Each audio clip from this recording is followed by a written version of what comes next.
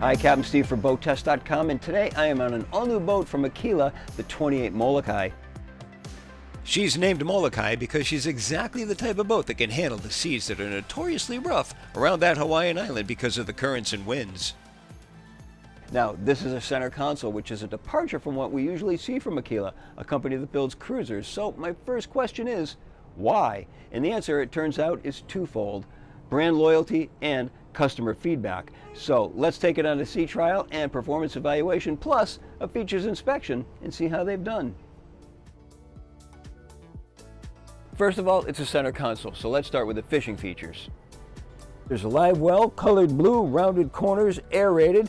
There's a sink right alongside, grab handles surrounding this whole area, and then just above is lockable tackle storage. There's also a charge port, and then above that, beverage holders and a water fill.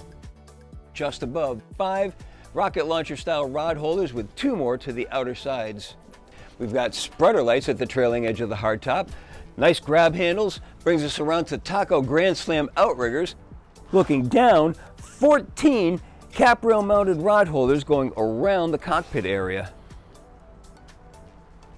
And that's including the 6 at the transom. Padded bolsters are 360 degrees around the boat with the exception of the aft door. Make it more comfortable for fighting a fish. I would like to see tow rails down at the bottom though. The cockpit depth from bow to stern is a constant 23 inches. To both sides there are index storage boxes. The aft one is an insulated and macerated fish box. The forward one is large storage, including rod storage, goes way forward. And notice how water is channeled away from the box, aft and overboard. Additional rod storage is underneath the gunnel, and then just behind is a raw water washdown. Underneath the helm seat is storage for Plano 3650 tackle boxes. To the port side of the helm seat, Plano 3700s. And of course, let's not forget the 3 feet 4 inches by 8 feet 2 inches of open cockpit space for fighting a fish. The 28 Molokai isn't just for fishing. Families are going to love this boat too. Let me show you why. It starts by flipping up the bolster and deploying 2 seats at the transom. And I have to say, they certainly are easy to deploy and certainly comfortable enough. Time for swimming or diving? Just bring out the door. This has dedicated storage inside the console. There's also a ladder that stores inside the console. And there's beefy handrails for coming in or out of the water. Family features continue up in the bow. And as we make our way to the bow, I'd be remiss if I didn't point out, no steps, single level all the way forward. Seating in the bow starts with 2 forward-facing lounges. There's an aft-facing seat. Storage is under all of these seats, and it's all self-draining. A table adds to the functionality, and that has dedicated storage inside the head compartment. And just in front of the console, there's a double-wide forward-facing seat. And the lounge cushions are also removable. For safety, there's a grab rail going around the entire bow. And now let's move to the foredeck. Fully forward, there are 3 compartments. 2 lead to road access. The center one is anchor storage. There's also a windlass option. Certainly without the windlass, I'd like to see an anchor keeper here. Good job on Aquila for providing a center-mounted cleat for securing the anchor rod. With the hatches closed, the foredeck makes an excellent casting platform. Inside the head compartment, so much roomier when it's at the front. Take a look.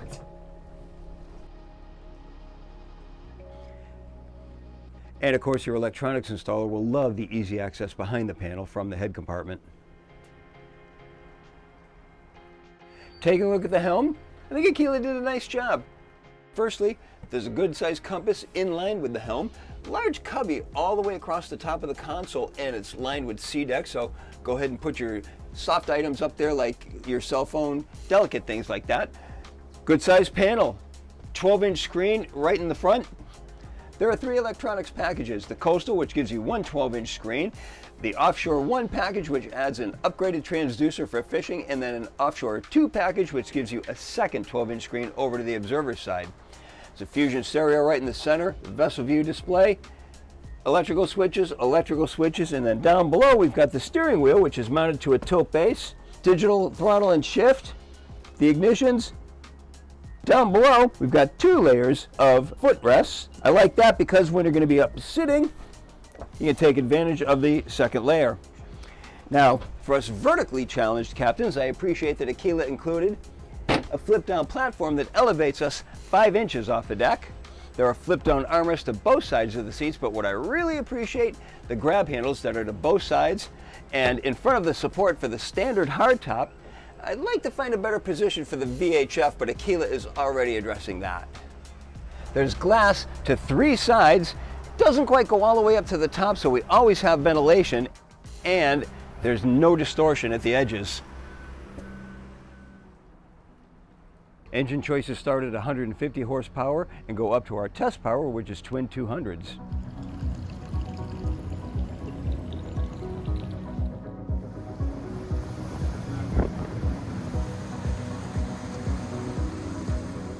The Aquila 28 Molokai has a length overall of 30 feet 9 inches, a beam of 9 feet 8.5 inches, and a max draft of 2 feet 6 inches. With the twin 200 horsepower Mercury Verados turning 16.17 props and wound up to 5,300 RPM, our speed topped out at 45.8 miles per hour. Best cruise came in at 3,000 RPM and 22 miles per hour. It was at that speed that the 9.6 gallon per hour fuel burn translated into 2.3 miles per gallon and a range of 307 statute miles, all while still holding back a 10% reserve of the boat's 150 gallon total fuel capacity. Even more impressive, as we can see here, with one engine tilted out of the water, she'll not only get solidly on plane, but cruise comfortably at 26 miles per hour. She has a dry weight of 6,188 pounds, and cats are light as a rule and don't need weight to ride well, so the fact that this boat is so light is a good thing. In acceleration tests, we reached 20 miles per hour in an average 5.1 seconds, 30 came and went in 7.8, and we cruised through 40 in 11 seconds flat.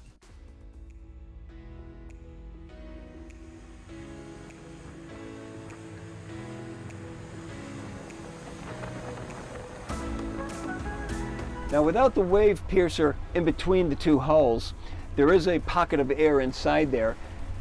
With the bow high, it acts as a bit of a cushion. And you can feel that cushion as you're going through the waves. Feels like about 30 miles an hour gives her that sweet spot where she penetrates the waves and has a nice cushion as she comes back down. And it feels really nice. If you go a little bit faster than that, then that cushion gets dispersed and there's a little bit of a pounding as waves hit the underside of the hull. Go a little slower than that, and then she starts to wallow a little bit. 30 miles an hour seems to be the sweet spot, and I really like it that way. She turns at a level attitude, doesn't lean into the turn, doesn't lean outside the turn, stays level. And she puts out a very dry ride, except in the beam. See, when we are running in the beam, the outside of the waves seem to get a little bit over the rail and then put a little bit of spray on the windshield. Not a big deal, that's kind of to be expected. The wind picks up the spray and it blows it onto the windshield. I didn't get time to play numbers on this because, catamaran, she accelerates at a level attitude, and that's kind of neat. So no loss of visibility to the horizon. Just add the power, she comes straight up and accelerates, no bow rise. It's kind of neat.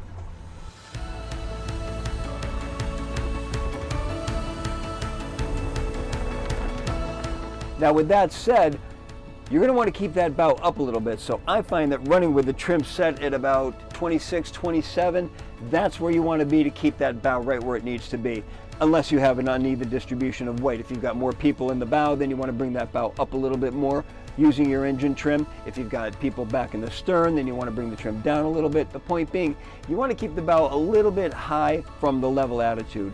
That's going to get you right where you want to be. Other than engine trim, that's it. There are no need for trim tabs on a catamaran, so you have nothing else to worry about and nothing else to deal with. Very simple and easy boat to drive. Now, there are 2 other versions of this boat available, a base version, which has just a bench seat up front, and there's also a cuddy version, which encloses the whole area up to the bow, brings it all the way back, and then the stern part of it can be enclosed in isinglass. Anybody that's watched my videos long enough knows the love affair that I have with catamarans, and now a 28-foot center console and a catamaran combination, it just brings it all together. I see this as opening up a whole new market segment for Aquila. This may not be for everyone, but if you're looking for a catamaran with the offshore capabilities of a much larger boat, fishing capabilities and family-friendly combined, then the 28 Molokai may be just what you're looking for. And that's my full features inspection and performance evaluation of the 28 Molokai from Aquila. For BoatTest.com, I'm Captain Steve, and we'll see you on the water.